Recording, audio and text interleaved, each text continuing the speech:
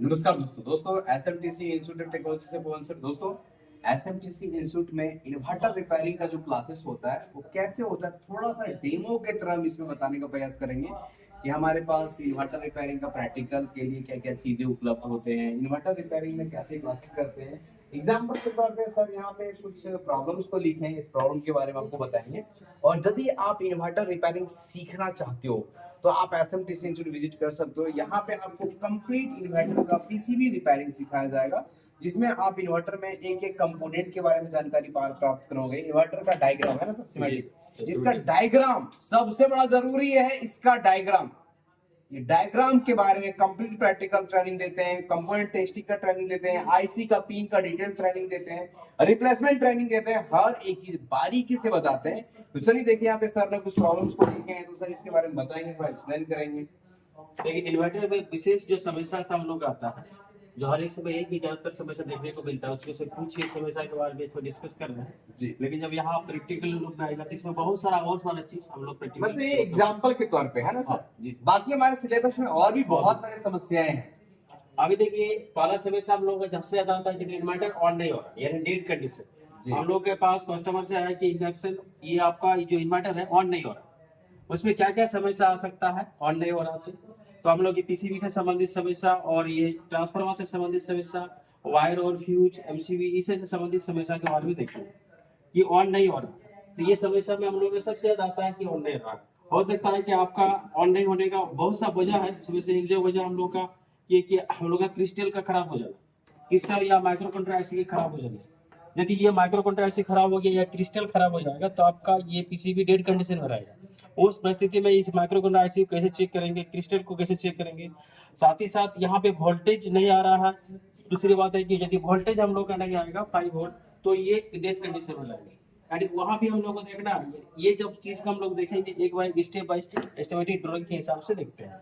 तो ये dead condition पहला है। दूसरा हम लोग आता है कि इन्वर्टर बैटरी मोड में आउटपुट नहीं कर, यानी आउटपुट सेक्शन काम नहीं कर। जब हम लोग इन्वर्टर लगा रहे हैं तो लाइन चल रहा है, लाइन जैसे ही आ रहा है लाइन से पास कर दे रहा है आउटपुट, लेकिन लाइन कट जाने के बाद बैटरी मोड में आउटपुट नहीं दे रहा। तो क्या वजह है? तो बैटरी मोड में आउटपुट नहीं देने का बैटरी का वीक हो जाना, या बैटरी से सब एम्पियर का घट जाना, या बैटरी का चार्ज सही से नहीं होना। तो साथ ही साथ यदि वो सब सारा चीज सही है तो हम लोग का मॉसफेट सेक्शन को देखना पड़ता है कि आउटपुट सेक्शन में हम लोग का 2 चैनल में मॉसफेट आता है। वो चैनल को ड्राइव करने के लिए ड्राइव सेक्शन को हम लोग ध्यान देते हैं। साथ ही साथ उस ड्राइव सेक्शन को चलाने के लिए माइक्रो कंट्रोलर आईसी का यूज किया जाता है। यानी हम लोग एस्टिमेटिक ड्राइंग के हिसाब से पूरा का पूरा आउटपुट सेक्शन को देखते हैं। साथ ही साथ हम लोग का स्टेप ऑफ ट्रांसफार्मर का भी यूज करते हैं, ये किस तरह से काम करता है, इसका वाइंडिंग का डाटा हम लोग प्रोवाइड करते हैं कि यदि आपका ये ट्रांसफार्मर खराब हो जाए या जल जाए तो आप इसको कैसे बाइंडिंग कीजिए, तो बाइंडिंग का डाटा प्रोवाइड किया जाता है। ये हम लोग का 1000 वोल्ट 1000 VA तक का कम से कम इसका बाइंडिंग डाटा प्रोवाइड करते हैं। अगला हम लोग का समस्या आता है कि इन्वर्टर बैटरी चार्ज नहीं कर रहा, यानी हम लोग को लाइन में ठीक चल रहा है लेकिन जब चार्ज करने के बाद ही आता है बैटरी को तो चार्ज नहीं कर रहा। तो चार्जिंग सेक्शन का हम लोग को देखना होगा कि चार्जिंग सेक्शन में से संबंधित वो समस्या है तो माइक्रो कंट्रोलर आईसी उसके लिए जिम्मेदार होता है। पूरा का पूरा चार्जिंग सेक्शन ट्राइक क्या है, उस ट्राइक को हम लोग कैसे चेक करेंगे, या 555 आईसी के बारे में डिटेल बताया जाता है। ये सब सारा चीज चार्जिंग सेक्शन के अंदर आता है। तो ये चार्जिंग सेक्शन का हम लोग एस्टिमेटिक ड्राइंग के हिसाब से पूरा का पूरा डिटेल बताते हैं। अगला हम लोग आता है इन्वर्टर में लोड नहीं दे रहा है फिर भी ओवरलोड दिखा, यानी इन्वर्टर में आउटपुट हम लोग कुछ नहीं जोड़ रहे हैं। इन्वर्टर बैटरी मोड में रखी, यहाँ पे आउटपुट कुछ नहीं दे रहा है फिर भी यहाँ पे इंडिकेट दिखा रहा है ओवरलोड का।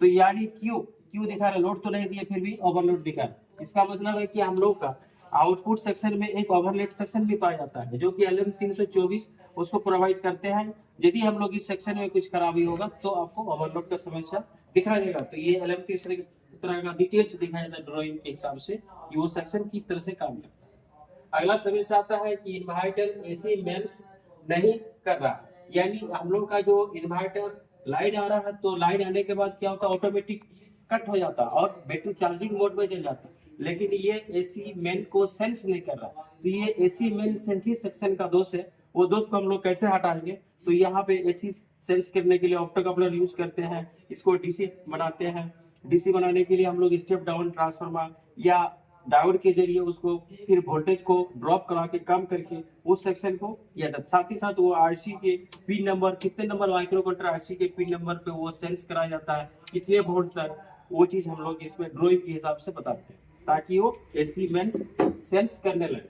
अगला से हम लोग आता है कि इन्वर्टर एसी इन्वर्टर मॉसफेट लगाते ही, अगला मॉसफेट लगाते ही बार बार हो रहा है, यानी हम लोग के पास इन्वर्टर आया बनने के लिए और वो आउटपुट नहीं दे रहा था, तो हम लोग चेक करने के बाद हम लोग पता चला कि ये सब दोनों चैनल का मॉसफेट खराब हो गया।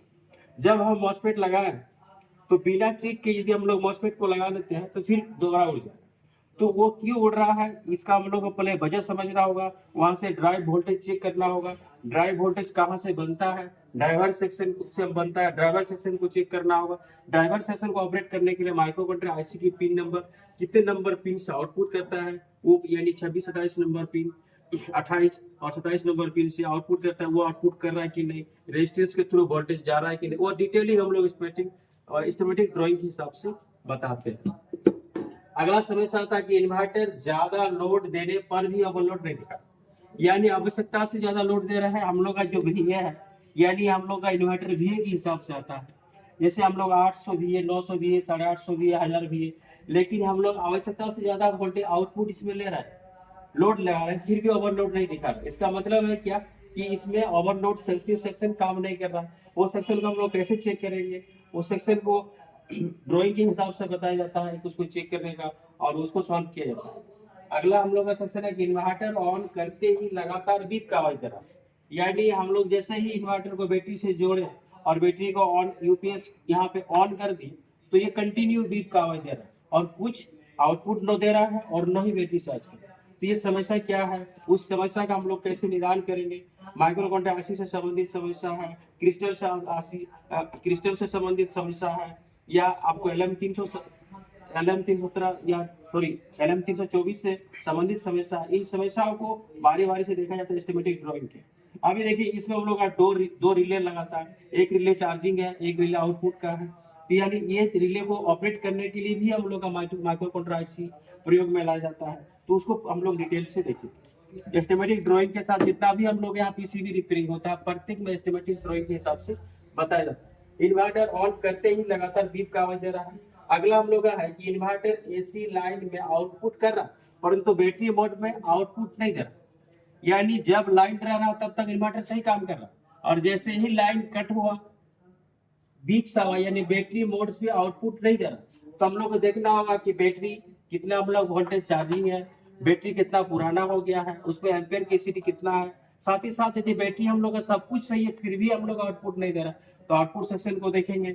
आउटपुट सेक्शन में हम लोग का मॉसफेट से संबंधित ड्राइवर सेक्शन को, ड्राइवर से संबंधित हम लोग का माइक्रो कंट्रोलर आईसी को, ये सारा चीज हम लोग एस्टिमेटिक ड्राइंग के हिसाब से बताया जाता है। यदि आप इन्वर्टर का कोर्स करते हैं एसएमटीसी में तो पूरी कंप्लीटली हम लोग को इन्वर्टर आप रिपेयरिंग कर सकते हैं। साथ ही साथ हम लोग इन्वर्टर में एक टेस्टिंग बोर्ड बनाते हैं, जिससे हम लोग का एम्पियर चेक करना हो, कितना एम्पियर हम लोग का ले रहा है चार्जिंग के समय, आउटपुट में कितना एम्पियर दे रहा है, वो टेस्टिंग बोर्ड भी हम लोग यहाँ पे उसमें दिखाया जाता है। साथ ही साथ इसको टेस्टिंग करने के लिए सीरीज टेस्ट लैम्प का भी यूज करते हैं और कलम मीटर से हम लोग का वोल्टेज दिखाते हैं कि यहाँ में वोल्टेज कितना आ रहा है और एम्पियर कैसे चेक किया जाता है। ये सारा यानी कंप्लीटली इन्वर्टर रिपेयरिंग का कोर्स एसएमटीसी हैदराबाद में कराया जाता है। दोस्तों, अगर आप इन्वर्टर रिपेयरिंग का कोर्स करने का प्लानिंग कर रहे हो, सोच रहे हो और करने वाले हो, या फिर नॉर्मल इन्वर्टर काम कर रहे हो, यदि आपको बेसिक से लेकर के एडवांस तक अच्छे तरीके से नॉलेज जानकारी लेना हो तो आप एसएमटीसी इंस्टीट्यूट में ज्वाइन कर सकते हो। यहाँ पे कंप्लीट आपको step by step chip level, motherboard का कंपोनेंट टेस्टिंग, सिमेटिक डायग्राम के द्वारा स्टेप बाय स्टेप बारीकी से आपको लाइन का ट्रेसिंग करना बताया जाता है, फॉल्ट फाइंडिंग करना बताया जाता है, हर एक चीज प्रैक्टिकल आपको करा के दिखाते हैं। दोस्तों, इन्वर्टर आज के टाइम में बहुत ही जरूरी है, क्योंकि करंट तो हर जगह जरूरी है और हर जगह इन्वर्टर लोग रखते हैं, बिजली कट होता है उस समय यूज करने के लिए। तो दोस्तों, आप इन्वर्टर रिपेयरिंग सीख करके अपना रोजगार स्टार्ट कर सकते हैं। यहाँ पे कंप्लीट आपको बेसिक से लेकर के एडवांस तक इन्वर्टर का प्रैक्टिकल ट्रेनिंग कराया जाएगा। आप यहाँ देख सकते हैं इन्वर्टर रिपेयरिंग का जो प्रैक्टिकल क्लासेस होता है, हमारे पास काफी सारे इन्वर्टर होते हैं। अभी हमारे पास नए नए लॉट आए हैं, ये सब हमारे पास और नए लॉट है। दोस्तों ये हमेशा हमारे पास में इन्वर्टर आते रहते हैं, रिपेयर करने के लिए मंगाते रहते हैं, क्योंकि बच्चे को हमें सिखाना प्रैक्टिकल, और प्रैक्टिकल सिखाने के लिए यदि हमारे पास पेशेंट नहीं रहेगा, आप इन्वर्टर का डॉक्टर बनना चाहोगे और डॉक्टर बनने के लिए तो पेशेंट का जरूरत पड़ेगा ना भाई साहब। अब पेशेंट ही नहीं रहेगा तब आप कैसे प्रैक्टिकल करोगे, कैसे सीखोगे।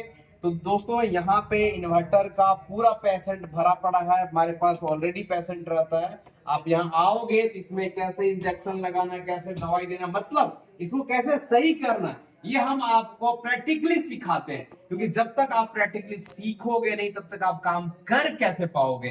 तो यदि आपको चीजों को बढ़िया तरीके से प्रैक्टिकल इन्वर्टर रिपेयरिंग सीखना चाहते हो और खुद का रोजगार खुद से शुरू करना चाहते हो, खुद का स्टार्टअप शुरू करना चाहते हो, तो दोस्तों आप हमारे एसएमटीसी इंस्टीट्यूट में ज्वाइन कर सकते हैं और इन्वर्टर रिपेयरिंग का प्रैक्टिकल ट्रेनिंग कर सकते हैं। ये सारे पेशेंट में आप लोगों को प्रैक्टिकल करने के लिए मिलेगा, ताकि खुद से आप प्रैक्टिकल करके चीजों को स्टेप बाय स्टेप बढ़िया से सीखोगे और अपना रोजगार को स्टार्ट कर सकते हो।